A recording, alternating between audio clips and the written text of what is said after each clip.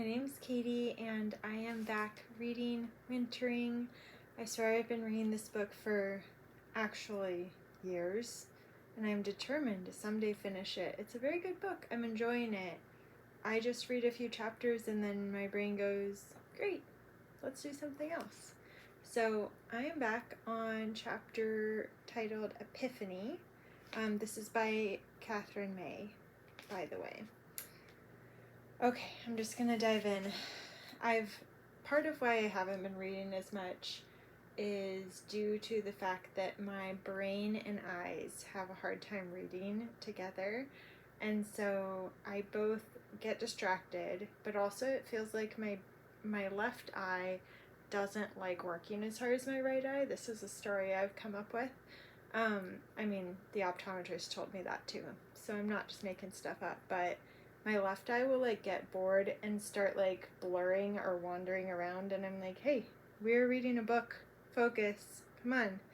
But it's light enough, it's summer, I have energy, I'm excited to read. I've been reading other books, so I was like, today's the day, we're gonna read another chapter.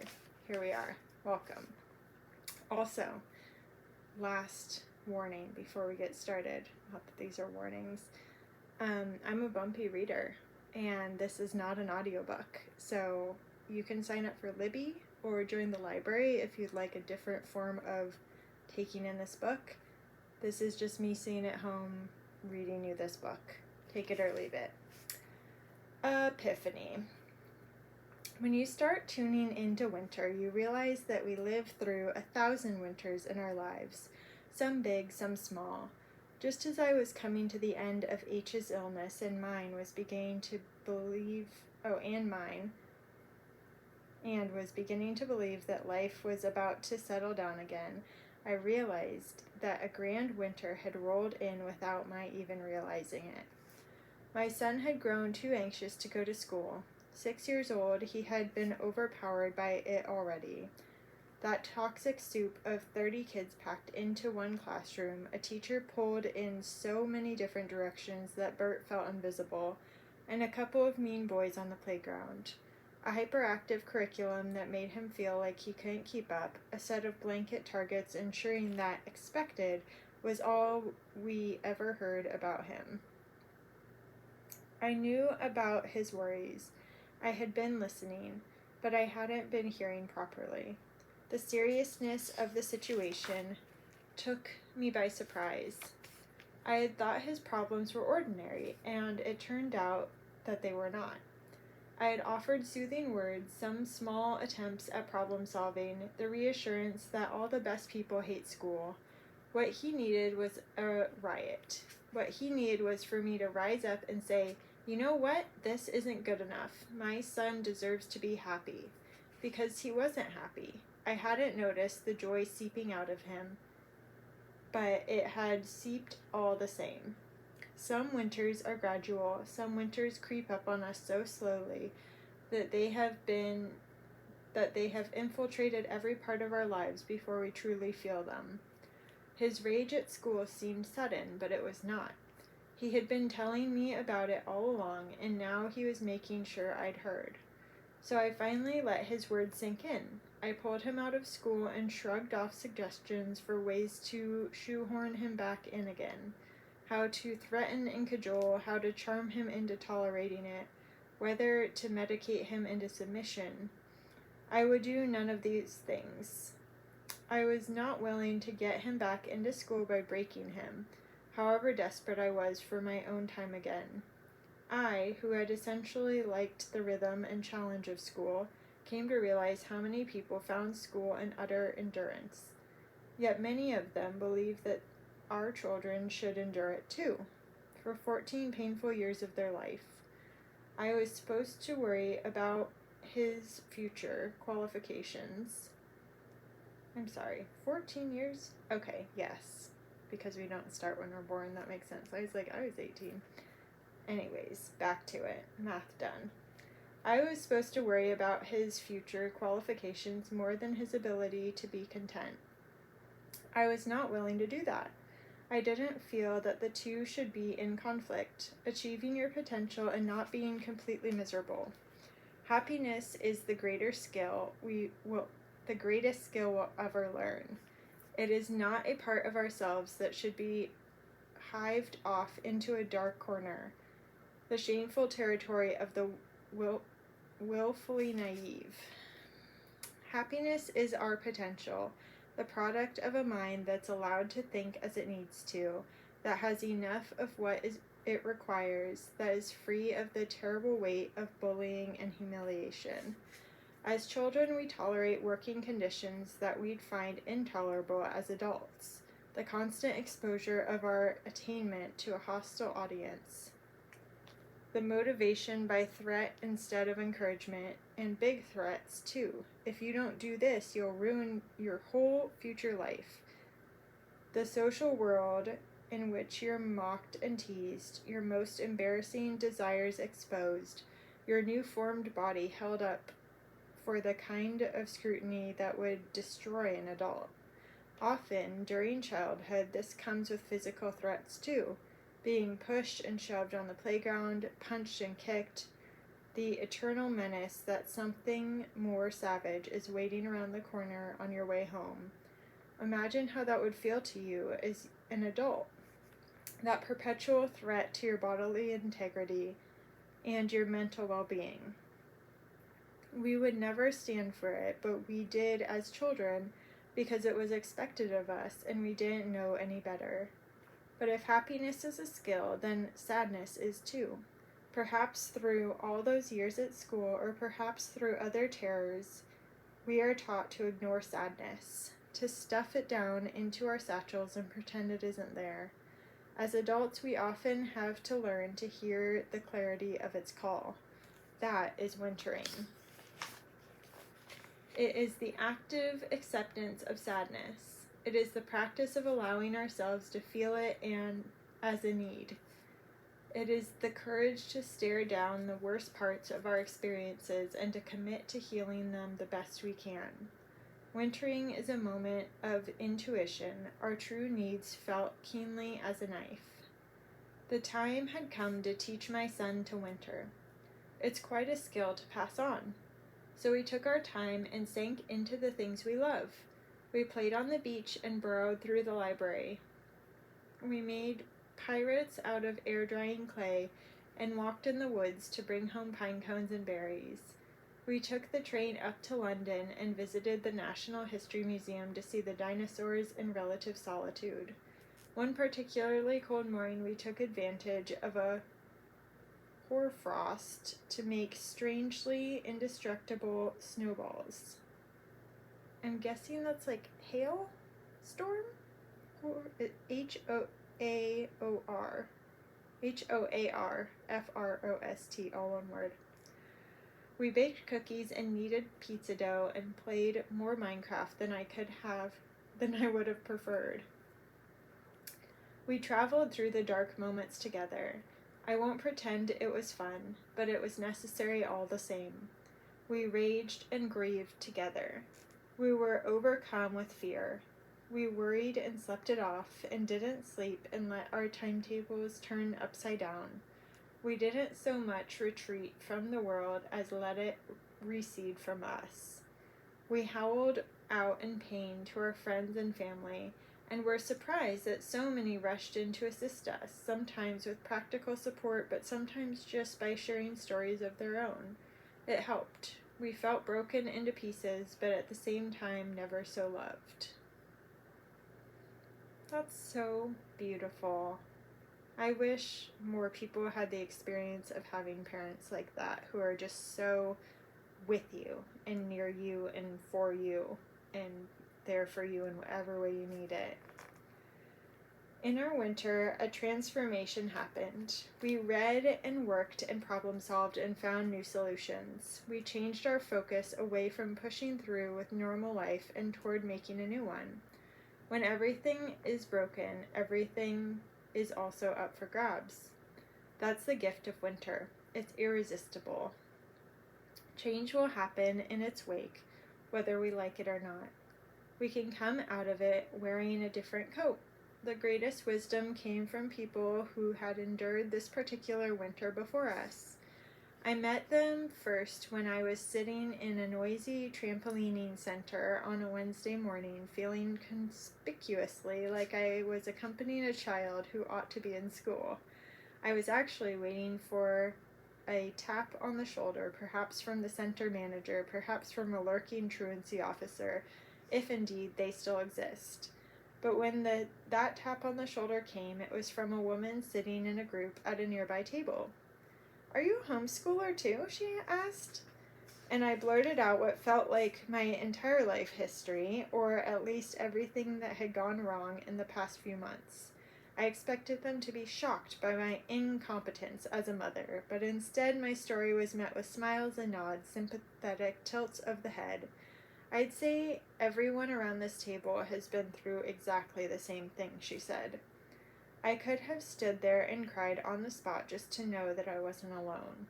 I sat down with them and learned that my son was one of hundreds of children across the country who felt flattened by school, and that I was one of the hundreds of parents who felt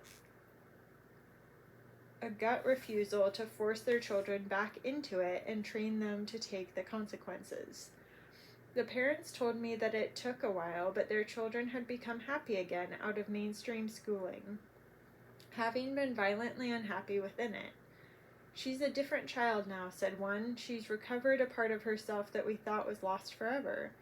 I followed her gaze to watch a little girl whirling and skipping between the trampolines, a picture of freedom, and my own son playing happily with another boy from the group. "Look at them, they're like two peas in a pod," she said. I felt accepted in a way that I hadn't for months.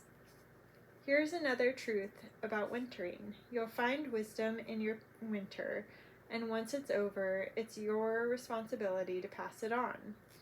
And in return, it's our responsibility to listen to those who have wintered before us. It's an exchange of gifts in which nobody loses out.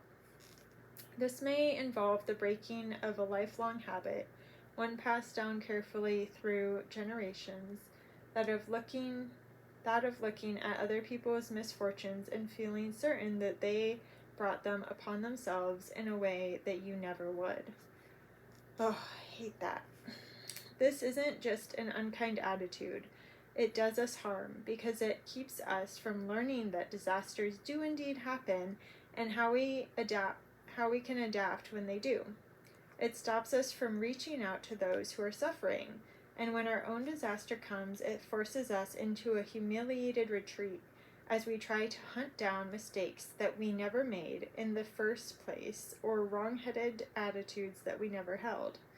Either that, or we become certain that there must be someone out there we can blame. Watching winter and really listening to its messages, we learn that effect is often disproportionate to cause, that tiny mistakes can lead to huge disasters, that life is often bloody unfair, and it carries on happening with or without our consent.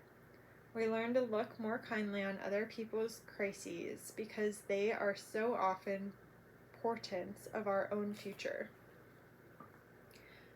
One night, I let Bert sit up late to finish watching the final Harry Potter film. We had started reading the books at the beginning of his troubles, and it quickly became clear that he identified with Harry, bullied and belittled, subject to flashes of temper, but also brave and loyal, a child who toughs out the bad times and relishes the good. Soon we switched to the films so that he could race through them faster. He got to the end of Deathly Hallows Part 1 and was so desolate that I had to show him how it all finished, had to prove to him that the tide would turn.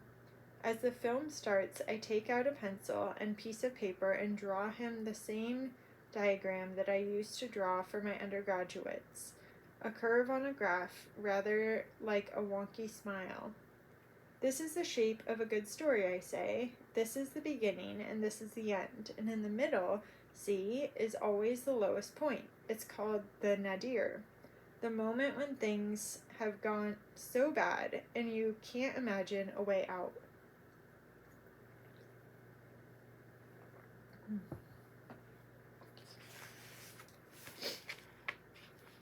Bert examines it for a while, So that's where we are, he says, and points to the very bottom of the curve. Here. I am no longer sure which curve we're talking about, ours or Harry's. Yes, I say, and then I shift my pencil a little to the right, and the fight back begins here. So after that, it all gets better? Not quite. There are ups and downs, but from now on, the hero of the story is working toward a solution. Even with each setback, he gains ground. Bert takes my pencil and draws over my line. He follows the original curve, but takes a series of deep dives along the way. So this is what it's really like, he says. This is how stories work. Yes, I say, except in real life it carries on happening. The adventure doesn't end on the last page. I make a new ritual for the Christmas period this year.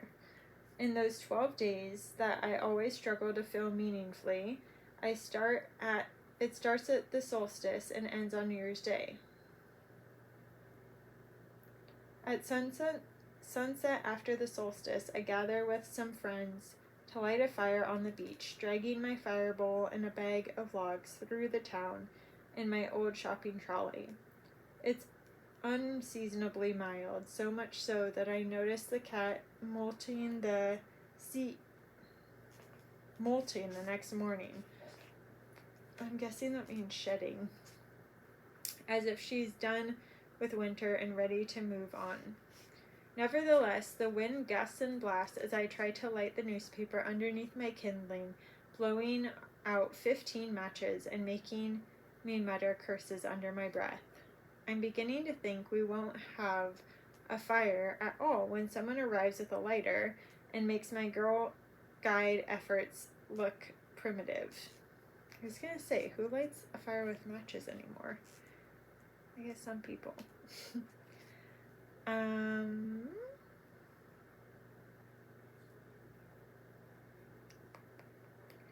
Soon it's burning palely in the low, slanting sun, making our shadows long, and we stand on the pebbles in our coats, clutching flasks of tea and mulled wine, drinking beer from bottles.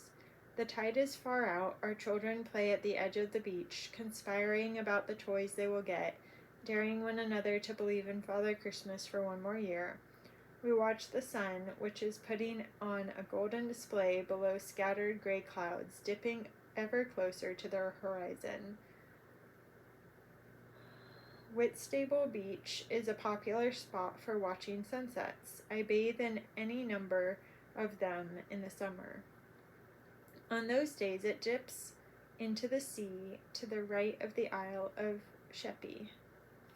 Today, at its farthest winter extent, it is over to the left, descending behind the low houses at Sea Salter. I have long known that the sun moves across the sky over the course of the year, but I have never noticed it before. In winter, it makes an entirely different retreat, above marshland instead of sea. We watch the last peak of its circle disappear, and then the fire seems to burn brighter. I find myself wishing we had a song to sing, a carol or a hymn to the return of the light. We have turned the year, I say, as I learned to do at Stonehenge a few hours before.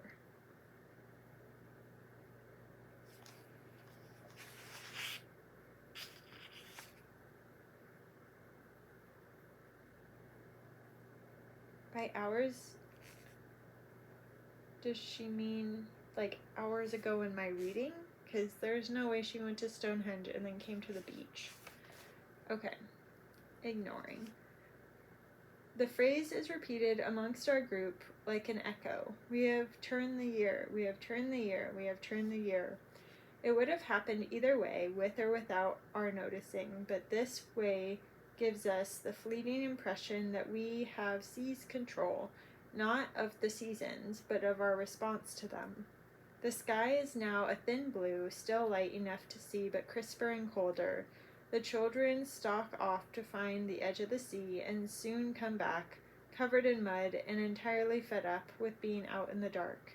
Somebody takes them home to watch Elf, and we adults find ourselves in a quiet mood, each of us holding our own thoughts. We stoke the fire. A full moon rises above the town, looking for all the world as though it has popped up to take over where the sun left off. Soon it is shining fiercely against a blackening sky.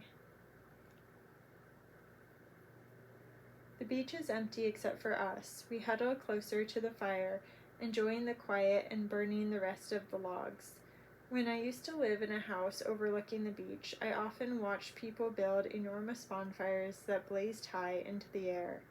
My small metal bowl is far less ambitious, but it throws out a generous dose of heat.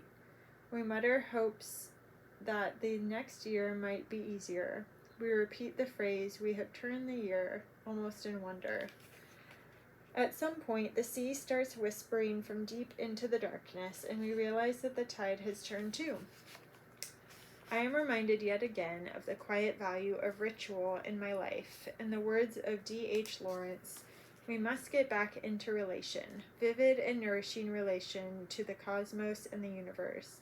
We must once more practice the ritual of dawn and noon and sunset, the ritual of kindling fire and pouring water, the ritual of the first breath and the last. The following morning, having failed to persuade anyone to return to the beach to watch the sun come back up again, I stand in the garden to do it alone. I have no clear line of sight to the horizon, so I can only clutch my mug of tea and notice the day ease in. At first the stars are out and possibly bright specks against the black sky, but then the birds begin to stir in anticipation of the sun. The calls of the herring gulls rise, and I begin to see their silhouettes above me and realize that the stars have faded. The robin sings when the sky is nearly blue, and then in the gap between two houses there is golden light and the world is bright again.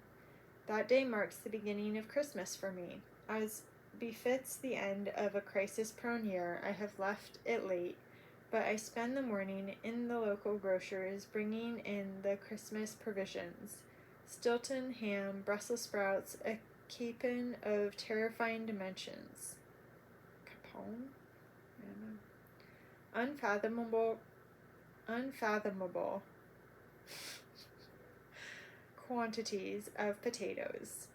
Red wine and white, a bottle of marsala, Turkish delight and cherry liqueur chocolates. A bag of satsumas, some wrapped in blue and gold paper, several pots of cream just in case.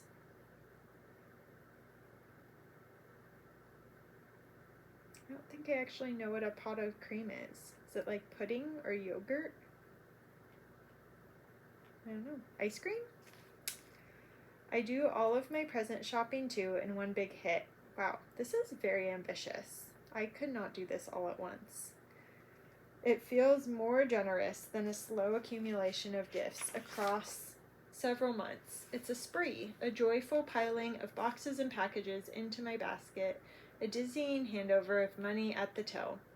As I have done since he was a baby, I buy Bert a fresh pair of pajamas, spelled with a Y, for Christmas Eve. This year's are pale blue with bicycles. I come home and feel ready, not at all like I resisted Christmas until the last moment. Instead, I have addressed it in its place and at the right time, making it a joy instead of a labor.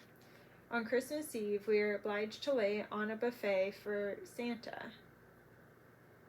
Lay on a buffet. I'm guessing that means like set up food. Bert has thought of a whole list of refreshments that the great man might need, all of which must be labeled, and still more for his reindeer. Once this is done, we hang Bert's stocking on the door handle and notice at the last moment that he's booby-trapped it with a looped belt in the hopes that he will wake and catch a glimpse of Santa. That is so sneaky. Wow, very clever. I never thought to do a booby trap. I'm slyly proud of his ingenuity, although less so later when I'm untangling the thing after a couple glasses of that marsala. But padding downstairs to stuff a Christmas stocking is one of the high points of my year, a gesture of abundance and thoughtfulness. I love packing in the traditional items, gold coins and chocolate orange in the toe for my fruit refuser, and the clutch of knickknacks, insignificant in themselves but made special by the intimacy they represent, that knowledge of the silly little things that will make your child smile. I'd be tempted to resent St. Nick for taking all the credit if he didn't add so much magic. On Christmas Day, we wrangle an avalanche of Legos, eat and drink, and throw a ball on the beach. On Boxing Day, not bowling day, on Boxing Day, we fry, bubble, and squeak, and bring out plates of leftovers and pickles for good friends. I've heard of this. This is a British thing. I don't know what fry, bubble, and squeak is. I feel like squeak is cheese. Is bubble like naan or some sourdough bread? I don't know. Then we enter that strange period between Christmas and New Year when time seems to muddle, and we find ourselves asking again and again, what day is it? What date? I always mean to work on those days, or at least to write, but this year, like every other, I find myself unable to gather up the necessary intent. I used to think that these were wasted days, but I now realize that's the point. I am doing nothing very much, not even actively being on holiday.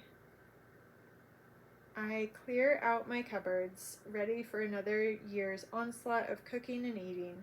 I take Bert out to play with friends. I go for cold walks that make my ears ache. I am not being lazy. I am not slacking. I'm just letting my attention shift for a while away from the direct ambition of the rest of the year. It's like revving my engines. On New Year's Eve, I feel a familiar dread, the pressure of the party season in its final gasp.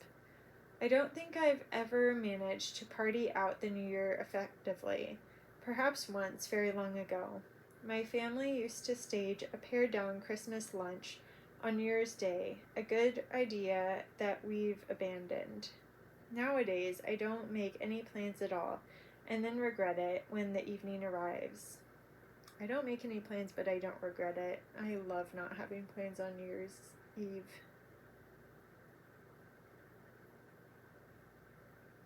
Okay. I always think I should have at least cooked dinners for a few good friends, but the politics of New Year seems excessively complicated to me. Even at the ripe old age of 41, I'm shy about asking if anyone's free, lest I make myself look unpopular. Then every year, without fail, I discover the next day that many of my favorite people were sitting at home, bored, ruminating over the same dark thoughts that I was. I bet everyone else is out there having fun. Why wasn't I invited? I feel like this is a good thing to talk to friends about and then make a plan like a year in advance. Next year we're going to meet up, and here's what we're going to do. Children complicate New Year's, of course. It's probably mean to say that they ruin the fun, but they certainly present a quandary. Let them stay up, and you'll spend a whole evening negotiating with small people in varying states of grouchiness and overexcitement. Pack them off to bed, and you'll be haunted by the sense that you've excluded them from a key moment of celebration. For my own part, I promise Bert that he can stay up and that we'll go out on the beach at midnight to watch the fireworks that are spontaneously let off all the way along the coast every year. But at 8:30, it's clear he's already flagging, so I spike a complex deal involving an immediate bonfire and then bed, providing we all keep up the pretense that it's actually midnight. He reluctantly agrees, and we burn the Christmas tree stripped and chopped up earlier, while H and I sip cheap champagne. It's actually a brilliant end to the season, if a little earlier than I would have preferred. The tree is so dry from a month indoors that the needles crackle each time we throw a branch on the fire. We watch them glow bronze and disintegrate into the flames, and then repeat until the whole tree is nothing but a pile of ashes. Afterward, I lie down with Bert, and he drifts resentfully off to sleep. Then I creep downstairs to drink a final martini and to watch Hootenanny on TV. Ever the signal of a wasted new year. Next year, I say, we'll make proper plans. H laughs at me. This, then, is how I turned my year, not in a single high-stakes moment, but in a series of gestures that gently acknowledge the change taking place, but that mark the continuities as well. It's the 12 days of Christmas, but shifted.